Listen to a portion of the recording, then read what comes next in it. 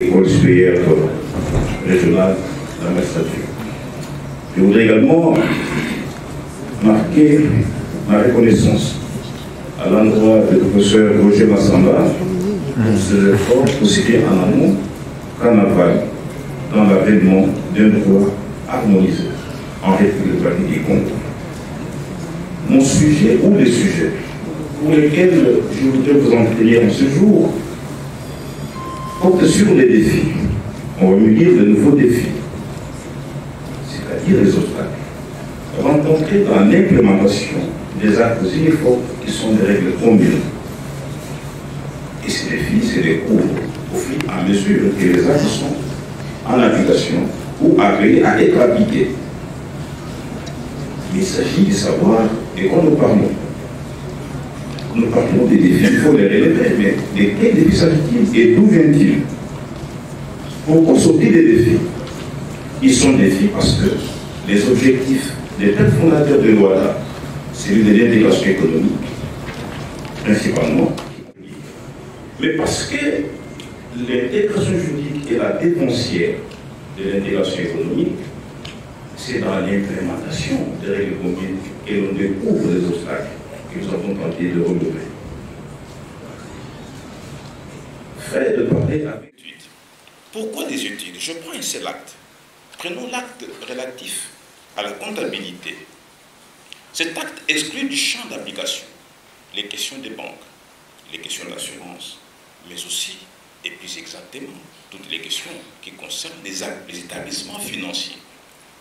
Comment peut-on arriver à une harmonisation des rationalités lorsque l'acte écarte du champ d'application les composants essentiels de la comptabilité dans un monde où l'économie, sinon les secteurs économiques, ont de la vitesse sur la spécialisation? En d'autres termes, que faire alors des règles sectorielles comptables nécessaires à la gestion des affaires ou d'une affaire précise? Ce qui convient de dire ou de relever les limites actentielles de l'acte comptable qui écarte du champ d'application, évidemment, les règles sectorielles nécessaires à son existence. À titre d'exemple, la comptabilité minière a des règles spécifiques. C'est une spécialisation comptable à tenir compte, ce qui permet évidemment de moderniser, sinon d'étendre le champ de la couverture des règles comptables aussi au secteur écarté aujourd'hui par l'acte uniforme.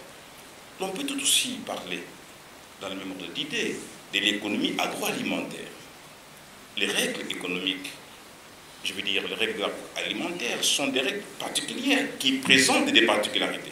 Mais parce qu'il est difficile d'intégrer leur comptabilité dans la comptabilité harmonisée, tout simplement parce que l'acte uniforme les écarte, ceci invite, sinon appelle un débat, celui d'extension et même d'intégration des aspects exclus pour pouvoir avoir un acte très vastueux et capable à intégrer les aspects tout aussi nécessaires. Mesdames et messieurs, toujours dans la modélisation des actes juridiques, je prends un cas précis, le cas des contrats, les cas des ventes.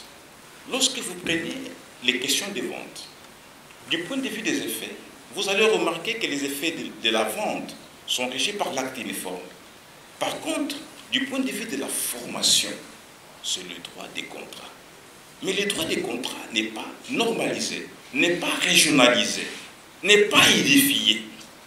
Comment faire lorsque vous seriez en face d'un litige impliquant à la fois les aspects des effets et ceux de la formation? Il s'invite une problématicité qu'il faut rencontrer, celle du choix du juge compétent. Sera-t-il le juge de la Cour commune ou les juges de la Cour suprême, évidemment, des États concernés? Voilà les limites que j'appelle des limites actentielles, applicatoires de la norme, alors que cette norme devrait être, si pas étendue, mais faire objet d'une nouvelle réglementation ou d'une nouvelle harmonisation. Il faut, pour ce faire, arriver à penser, et très rapidement, à finaliser l'élaboration de l'acte. Et d'ailleurs, depuis quelques années, l'avant-projet est en cours nous demandons l'accélération pour que cet acte soit rapidement adopté, de manière à vider les questions partielles qui relèveraient de la formation des contrats. Ceci me permet de dire un mot avant de passer à autre chose sur les débats de ce matin, le débat sectaire ou de sectarisation des disciplines juridiques. J'ai entendu les disciplines périphériques et centrales, mais je dois vous dire que ces débats appartiennent totalement au passé. Pourquoi? Parce que, avec l'interdisciplinarisation des sciences juridiques, j'entends la suppression des barrières disciplinaires. Le débat droit des sûretés, droit des contrats ne peut plus exister. Seul existe le concours des rationalités nécessaires à la finalité. Cela me permet de rencontrer le deuxième défi, qui est celui d'expansion de la zone géographique et linguistique. Mesdames et messieurs, il est important de préparer alors sérieusement et longuement l'adhésion des pays anglophones. C'est vrai que l'article 42 du traité de Luanda, refusé au Québec, élargit au portugais, à l'espagnol et à l'anglais les langues officielles de l'organisation. Mais ceci poserait, et vous le remarquerez plus tard, un sérieux problème d'alourdissement fonctionnel. Il faut préparer l'accueil des pays lysophones, des pays hispanophones qui viendront demain ou qui viendraient demain. Et pour ce faire, il faut un travail à la fois d'harmonisation des concepts juridiques opératoires, mais surtout, et pour moi avant tout, un travail de maîtrise des normes qui risquerait d'être en contradiction, sinon en antinomie avec les règles du système juridique opposé. Je vois ici les droits anglo-américains qui est largement opposé aux droits romano-germaniques. Mesdames et messieurs, les défis, comme vous le remarquez, sont nombreux, mais il m'a paru nécessaire de vous parler aussi du défi concernant la cohabitation des règles communautaires, des règles des communautés économiques ou des communautés économiques et régionales avec les règles de l'OADA. Au jour d'aujourd'hui, il se pose un problème d'application de la règle commune dans l'espace. Lorsque vous prenez les ressortissants d'un État X, État par ailleurs signataire, qui se trouveraient dans un État non signataire, ces ressortissants qui seraient en relation avec un partenaire de cet État et qui l'obligerait d'accepter la norme communautaire, imposerait cette norme à celui-ci qui l'accepterait. Dans ces cas, nous sommes dans ce que j'appelle l'extraterritorialité applicatoire de la règle communautaire en dehors de la communauté. Mesdames et messieurs, je suis coincé par le temps, mais je voudrais en conclusion dire que les défis sont nombreux, mais les plus importants, c'est de pouvoir y mettre de la volonté, de l'éthique, pour que nos États acceptent d'appliquer, de respecter leurs engagements, et c'est de cette manière-là que nous basculerons de cette phase juridique et judiciaire et aussi économique pour la phase la plus attendue qui en est la conséquence, qui est en fait l'intégration économique. L'intégration économique, c'est la finalité parce que, comme chacun le sait, le droit de l'OADA a des raisons apparentes et moins apparentes. Pourquoi on dit raisons apparentes? C'est parce qu'il y a des raisons officielles qui ont milité à la mise en place du droit de l'OADA. Ces raisons sont celles de permettre à nos économies, aux initiatives privées de se formaliser, mais aussi d'accroître. Mais des raisons non affichées sont celles de l'économie. Parce que ce n'est pas en vain qu'une année après, soit le 12 janvier 1994, le pays, évidemment, de la zone franc, était surpris par la dévaluation de la zone franc, de la monnaie franc. C'est dire en d'autres termes que les vents avaient soufflé et qu'il fallait des solutions, et l'OADA en était une. Telle est la raison non apparente de l'avènement de ce droit. Alors, encore en conclusion, sinon vous voulez bien en péroraison. En péroraison, je voudrais que nous nous détachions de la bourgeoisie intellectuelle. Comme disait Vladimir Jankélévitch, pour pouvoir alors totalement... Un acte uniforme, et ça... Censés représenter légalement les sociétés commerciales sont les organes soit de gestion, de direction ou d'administration, selon qu'il s'agit d'une forme de société à une autre. Et quand on prend directement la société en nom collectif, automatiquement l'organe qui représente également la société, nous voyons que c'est le gérant. Quand nous passons à la société en commandite simple, là aussi c'est le gérant qui représente également la société. Et dans la base légale spécifique est l'article 298 de l'acte uniforme relatif aux droits de société commerciale et groupement d'intérêt économique. Et dans ce cas-là, lorsque les statuts ne prévoient pas de gérant, automatiquement tous les associés dans la CCGA. Ou l'article 23, alinéa 1er, je cite, dispose ce qui suit. Le ministère d'avocat est obligatoire devant la Cour et admis à exercer ce ministère toute personne pouvant se présenter en qualité d'avocat devant une juridiction de l'un des États partis au traité. Il appartient à toute personne. Depuis 2019 jusqu'à ce jour, il exerce les fonctions de chargé de mission.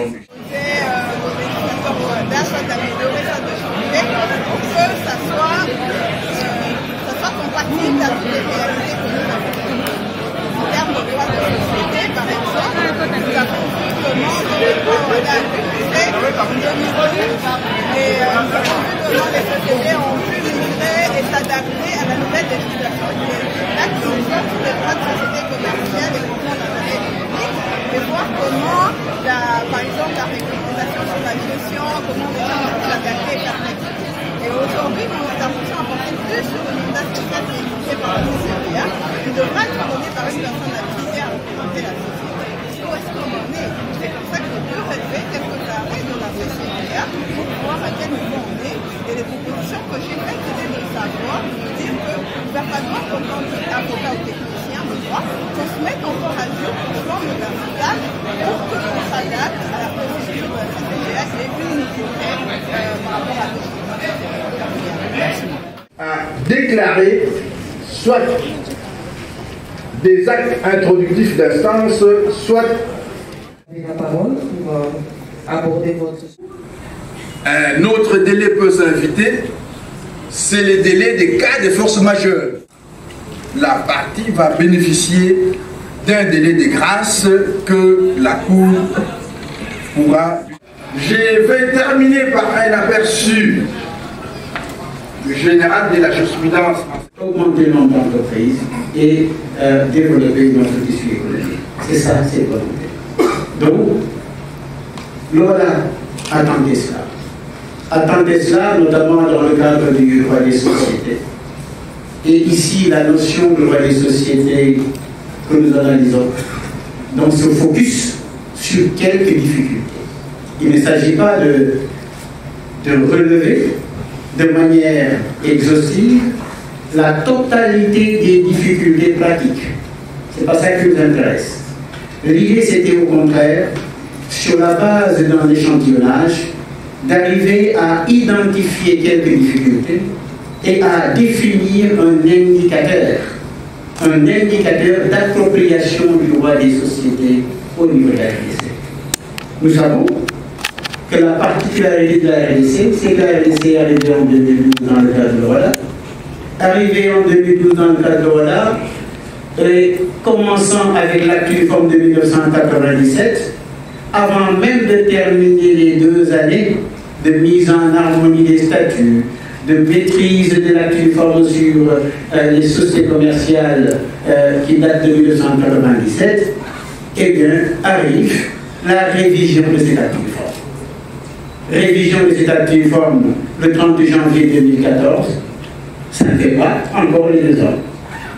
Et il va falloir abandonner ce que l'on avait commencé pour ensuite procéder à une reconquête du droit nouveau.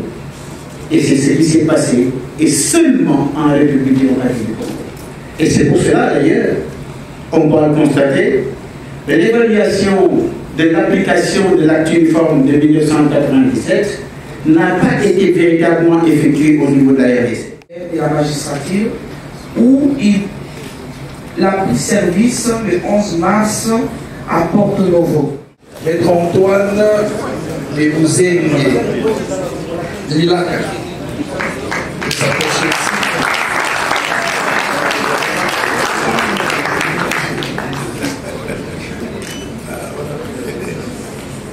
Maître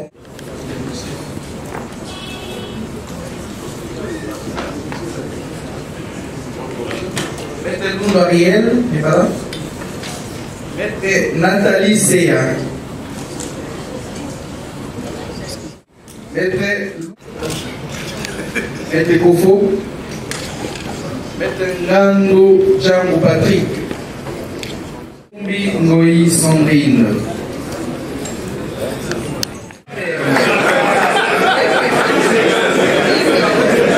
Alors j'appelle rapidement Maître Djamou na 16e des séances.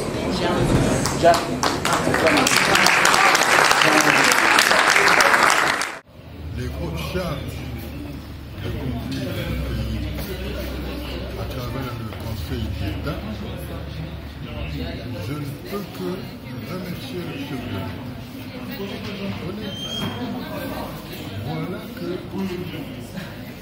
la tête de la CCG n'a plus haute juridiction de cassation, essentiellement. C'est une femme.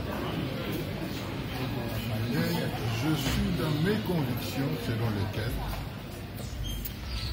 lorsqu'une femme prend la tête d'une haute juridiction, tout homme doit concourir à ce qu'elle réussisse. Parce que cette dame qui va, comment dirais-je, résider aux destinées des hautes juridictions, c'est une révolution à laquelle il faut croire. Et lorsque la femme prend la tête des hautes juridictions, elle doit nous montrer, elle doit nous donner la preuve de la fidélité. La fidélité vient du serment. Je jure de respecter et de remplir loyalement et fidèlement. Et je pense que c'est pas pour rien que à l'OADA, c'est une femme. Et je me réjouis de cela. On doit aider l'OADA. C'est pourquoi, pour revenir à la soirée d'aujourd'hui, est-ce que les 10 ans qui viennent de s'accomplir ont été des années de conformité? Je dis non. L'OADA, sur le plan de la représentation des parties devant cette haute juridiction de cassation, l'OADA a trébuché. Et en lingala, je peux même dire Atamboli Tengu Tengu. Parce qu'il a reçu les avocats au barreau et la cour d'appel pour pouvoir défendre devant le Conseil d'État, devant la Cour de cassation, devant la CCGA, qui est une juridiction de cassation commune. C'est uniquement l'avocat au barreau près la Cour suprême de la République. Uniquement. Et vous avez constaté même dans la nouvelle loi sur le barreau publiée par le président Félix Antoine Tshisekedi, à l'article 220, il est dit ceci: en attendant, qui doit venir devant le Conseil d'État C'est l'avocat au barreau, près la Cour suprême de justice, noir sur blanc, qui doit venir devant le Conseil de la Cour constitutionnelle. Lisez l'article 109. Devant la Cour de cassation. Lisez l'article 90. C'est uniquement l'avocat à la Cour suprême de justice dans cette dénomination. Et aujourd'hui, c'est une grande journée où la RDC, à travers les écrits de Maître Kara, que je vais remettre à Madame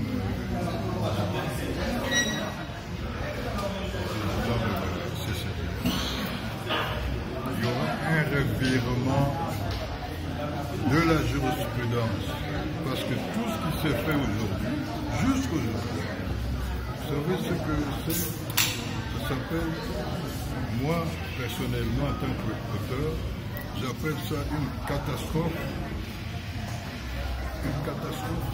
procédurale, parce qu'on a admis des avocats, RDC, près la Cour suprême. Et puis, je conclue en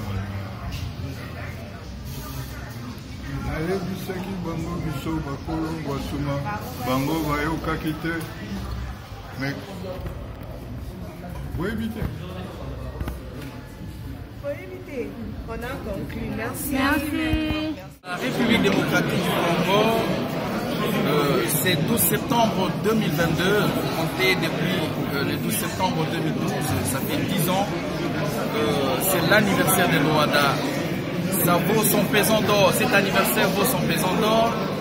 On sait qu'un enfant qui a 10 ans est déjà en sa phase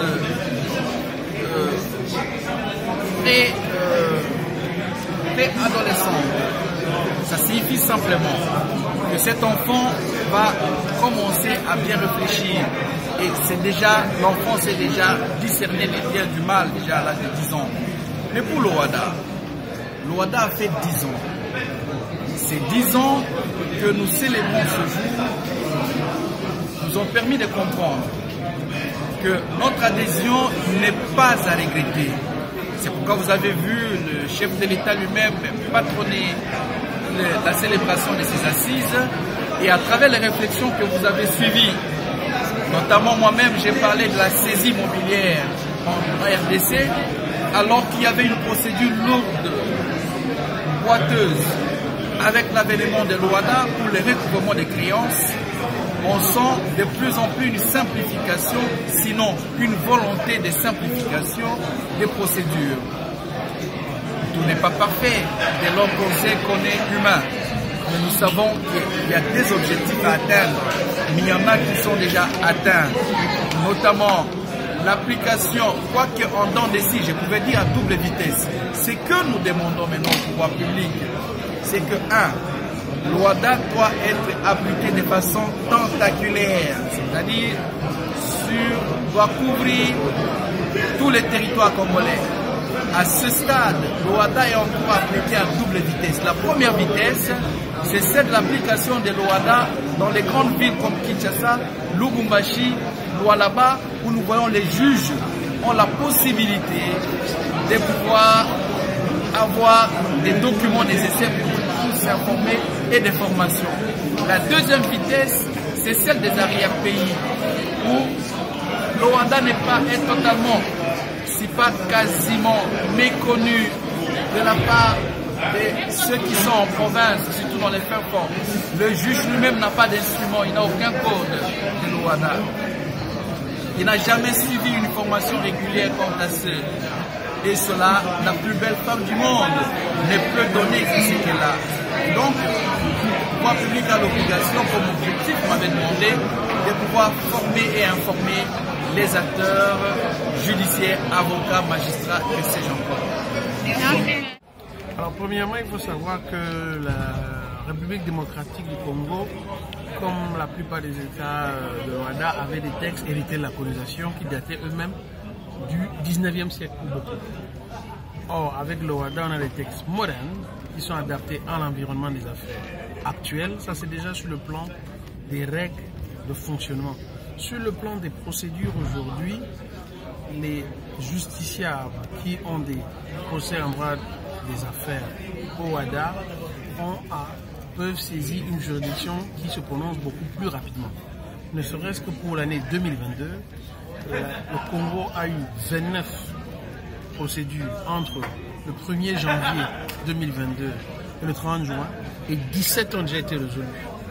Donc soit en 6 mois, c'est qu'il y a un report absolu par rapport à la Cour de cassation congolaise qui met des années. Donc pour les justiciables, vous connaissez l'adage time is money, le temps c'est l'argent. Donc ne serait-ce qu'à ce niveau, c'est une avancée. Deuxième avancée, c'est pendant qu'on parle des juges corrompus, la CCG est composée des juges venant de plusieurs pays différents. Donc la marge de manœuvre est amoindrie puisque les États n'ont pas les moyens de faire pression sur ces juges comme ce serait le cas au niveau local. Donc voilà synthétiquement déjà 2 avantages assez importants de notre point de vue et dont on pourrait faire des commentaires. Oui, je dois savoir, est-ce que le règle de WADA est vraiment respecté s'il y a un avancée? Alors, tout est dans le vraiment. Cela suppose qu'il y a un doute. Pour être très honnête, on va dire que c'est une application évolutive. Il y a des règles respectées, d'autres pour lesquelles il y a des difficultés, soit parce que les organes pour les faire respecter ne sont pas mis en place, soit parce que les opérateurs du commerce juridique ne les ont pas encore parfaitement comprises. Mais vous savez, l'OADA n'a que 10 ans, dans les autres pays, l'OADA a 29 ans et 30 ans l'année prochaine. C'est dire que c'est comme un enfant, il y a un temps pour la naissance, pour l'adolescence et pour la maturité. Et la RDC, ne serait-ce qu'en organisant ce colloque, montre qu'elle est sur la bonne voie. Merci. Le traité de l'OADA. J'étais au débat à l'Assemblée nationale. J'étais réticent. Je ne voyais pas l'intérêt pour mon pays, le Congo, d'adhérer à ce traité. Parce que je me disais que le problème était ailleurs. Le problème de la justice dans mon pays était ailleurs. Ce n'était pas dans les nouvelles lois, ce n'était pas dans les kilomètres à parcourir pour aller obtenir la justice, kilomètres à parcourir, c'est-à-dire sortir du Congo pour aller obtenir justice à Abidjan, siège de l'OADA, siège de la Cour commune d'arbitrage et de justice. Ils ne voyaient pas. Donc cela il y a 10 ans. Mais bon, bref, j'ai été battu dans ce débat-là et le traité a été adopté et notre pays est aujourd'hui membre de l'OADA. À ses 10e anniversaire, je viens de suivre 2 conférences intéressantes de Maître Tetika, avocat après la cour d'appel de la Gombe, qui est un avocat qui a étudié le droit au WADA, et une autre conférence de Maître Poulet du barreau de Paris. Et de ces 2 conférences, j'ai tiré la petite conclusion que mon doute d'il y a 10 ans se renforce, doit se renforcer. Dans ce sens que j'ai appris tout à l'heure que la Cour commune de justice et d'arbitrage, la CCJA,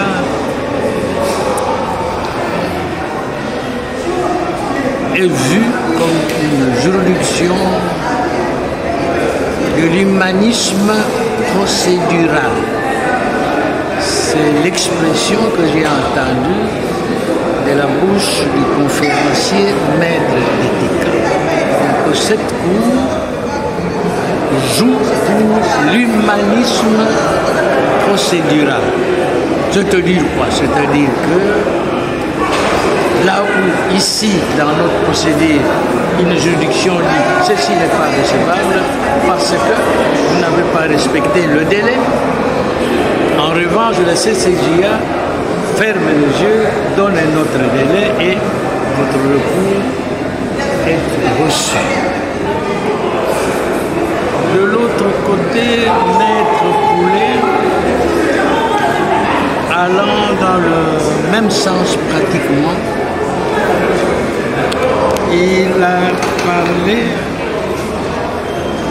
de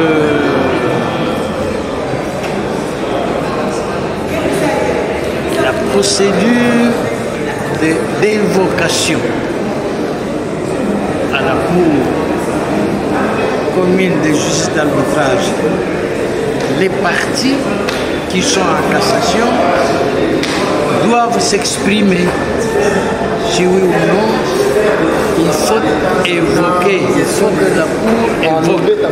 Lorsqu'elle va juger, il faut qu'elle évoque, c'est-à-dire qu'elle appelle devant elle pour vider les conflits.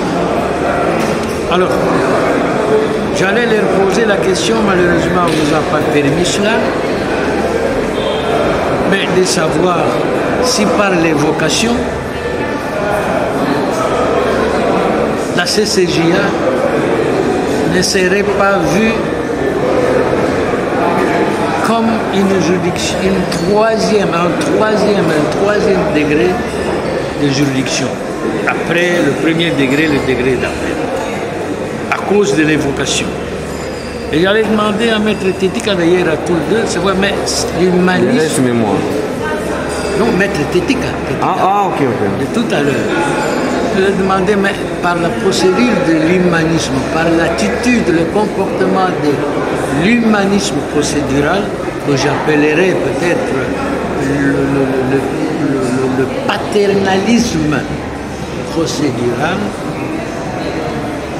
si on a encore une cour de cassation qui, elle, en règle générale, est censée déjuger à dossier fermé, c'est-à-dire que les parties ne produisent plus rien dès qu'elles ont déposé tout, eh bien, malheureusement, dis-je, nous n'avons pas eu le temps de leur poser ces questions. Mais voilà des choses qui me confortent dans ma position de départ, comme quoi l'ORADA, ce n'était pas la solution pour